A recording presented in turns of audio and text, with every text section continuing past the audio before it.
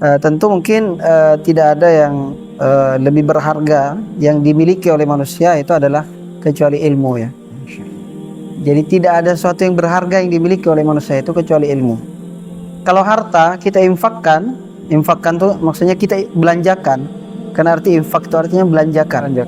Entah kita belanjakan untuk kemaksiatan, ketaatan, keluarga dan seterusnya, yang penting kita infakkan itu akan berkurang. Tapi kalau ilmu kita ajarkan itu akan bertambah. Kalau harta itu ada pencurinya. Masya Allah. Kalau ilmu sebanyak apapun yang kita miliki tidak ada pencurinya. Masya Allah. Ya. Dan ilmu harta ya, harta itu terkadang membuat sedih manusia. Ketika harta bisa bertambah, bisa kadang-kadang berkurang. Tapi kalau ilmu dia akan terus bertambah dan terus akan bermanfaat.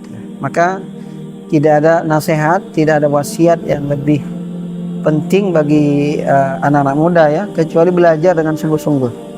Belajar dengan sungguh-sungguh sesuai dengan minat dan bakat dia. Kita tahu bahwa sahabat pun tidak semuanya ahli fikih. Ya enggak? Tidak semuanya juga ahli perang. Tidak semuanya juga ahli Al-Qur'an. Jadi sahabat pun, sungguh sahabat itu orang yang paling dekat dengan Nabi. Khairul quruni qarni, tsummal ladzina yalunahum, tsummal ladzina yalunahum. Sebaik-baik generasi adalah generasiku, kata Rasulullah. Tapi tidak semua sahabat itu ahli hadis. Kita tahu periwayat hadis yang paling banyak itu siapa? Abu Hurairah kan. Kemudian juga ahli strategi perang yang sangat canggih itu siapa? Khalid bin Walid. Kemudian juga bendahara yang paling ulung siapa? Abu Ubaidah Al-Jarrah. Kemudian juga ahli faraid. Ya, artinya faraid itu kan berkaitan dengan matematika. Yang paling alim itu adalah Zaid bin Thabit.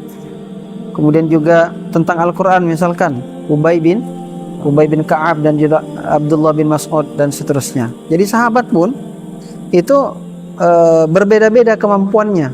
Bahkan tentang agama pun berbeda-beda kemampuannya. Bahkan bukan hanya itu, ijtihadnya pun berbeda. Makanya ada juga para ulama menyebutkan ada Syada'id Ibnu Umar, ada Rukhas Ibnu Abbas. Jadi kalau Ibnu Umar itu kan keras. Ibnu Umar itu keras kalau ngambil pendapat tuh yang ini. Tapi kalau Ibnu Abbas tuh dia rukhas, namanya ngambil yang paling ringan kalau Ibnu Abbas ya. Maka tetap harus belajar ya, belajar terus tanpa henti ya. Ada orang yang mengatakan belajar terus tanpa henti, ibadah terus sampai mati. Masya Allah.